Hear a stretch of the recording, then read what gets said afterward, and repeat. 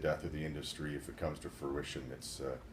We've studied this agreement in depth. We've taken every angle. We've been to Washington to meet with the people that are negotiating their trade agreement with Europe. And the removal of cabotage within Canada will not only destroy the industry, it'll destroy the towns that depend on the industry for their very survival.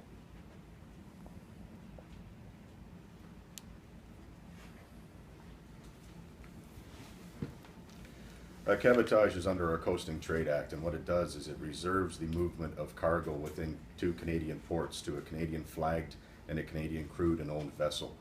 With that removal, it opens up the door for what we call flag of convenience vessels, which are registered in ports such as Panama, Cyprus, Liberia, may be owned by people in the EU, and they would be open to trade in that domestic route, therefore putting the Canadian companies and the Canadian workers totally out of business.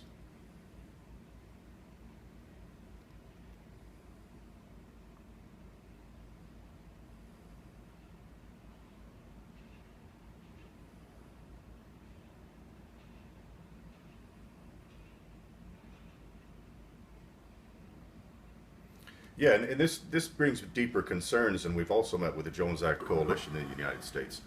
This exact wording that Canada has adopted in the EU trade agreement is the exact wording that the American representatives doing the negotiations refused outright. So on top of what will happen in Canada, we also see it as a way to chip away at the Jones Act and weaken the cabotage in that country as well. So the concerns, although north of the border, we're living them right now. The U.S. side is keeping a very close eye on what's going to happen. And on top of that, with the wording in this, they talk about liberalization quite a bit. And if you look at the liberalization of Canada's port system, which would be from Vancouver to Newfoundland, that's always opened up the door to both foreign ownership and to weaken labor within those specific jurisdictions.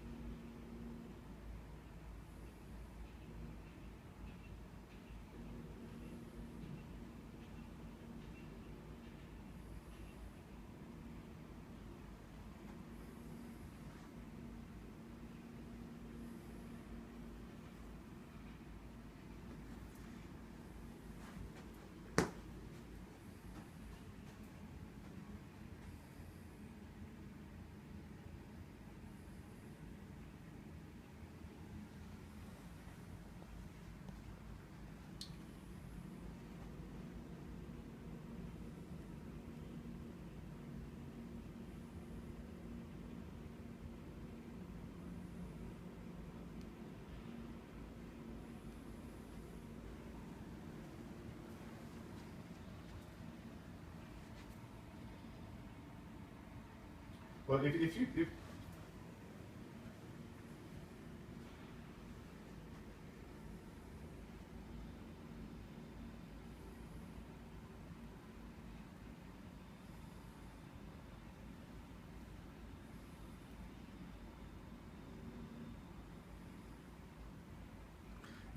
I think Mr. Ashton will speak directly to that local issue.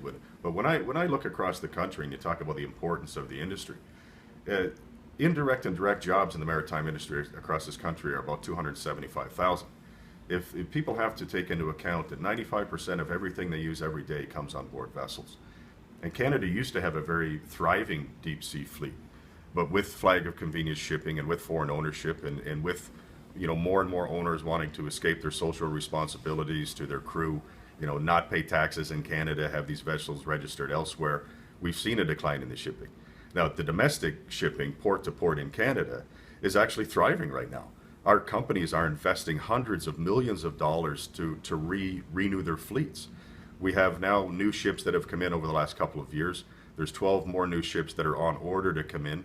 Our dredging companies, including Fraser River Pile and Dredge in Vancouver, have made big investments in their dredges. But all of this is specifically worded out within CETA, where dredging companies will now have to compete against foreign dredgers who can probably do the job much cheaper based on their lack of social standards within the companies those vessels are flagged in. So the investment aspect, the job aspect, everything about CETA when it comes to maritime is just a bad deal. There's no benefit whatsoever to Canadians within this deal.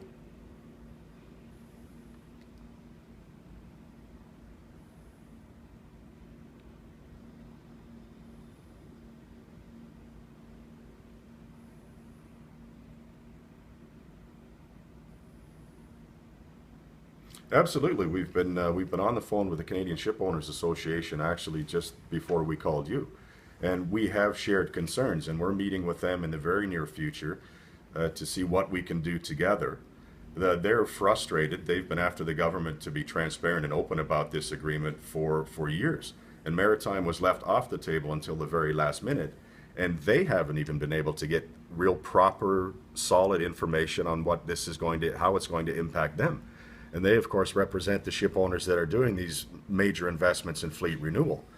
So, you know, as I said a few minutes ago, they were in the dark as to exactly what was going to happen. And that's why we're going to meet with them to try and get the proper information, share our information, and do the best job we can to make the Canadian flag survive and keep our members working.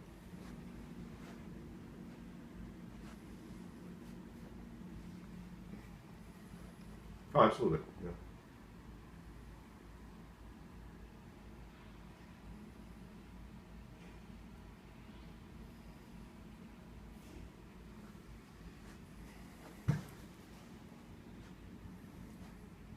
Well, that's exactly why we formed the coalition. We have no intention of being defeated on this, and you know that's the furthest thing from our mind right now. I think at the coalition table yesterday when we formed up, we've got representatives that, and the reason we said supply chain, we have representatives from shipping, from the dock workers, from rail, from trucking. It could affect everyone right across the country. But to compete against foreign interests that come into Canada is just very hard to do, because of the social systems we put together that we're so very damn proud of. You just can't throw all of that out the window for the sake of profits for companies that maybe not even set up in Canada yet. Under CETA, there may be changes to investment in Canada for these companies to come in and maybe open up here and compete. But are we willing to throw away what we have socially? Are we willing to risk our environment and the security of our country for the sake of no benefit to Canadians? No dumb questions. I usually ask those.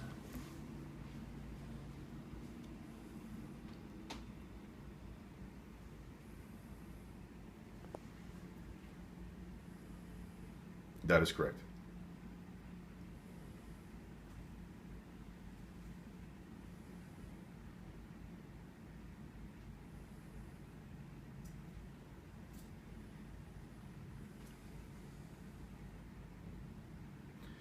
Well, what would happen, and the way it's spelled out in CETA, is if the vessel is owned in the European Union and flagged there, or flagged elsewhere and owned within the European Union. So if I'm flying the flag of Liberia, because I have a plaque on the wall in some lawyer's office and I pay them fees to fly their flag, but my main office is in the EU, then that vessel would be able to come in and trade under that flag in Canadian waters between Canadian ports. And one of the deeper aspects of that is Liberia is one flag, Panama is another flag. The regulations that are there are iffy at best. There was an ITF representative several years ago who has never stepped foot on a ship in his life, went to Panama, bought a captain's license for $2,000 US, so legally he could have been a captain on a ship, although he's never set foot on board a ship. And I don't think that's what we want in Canadian waters.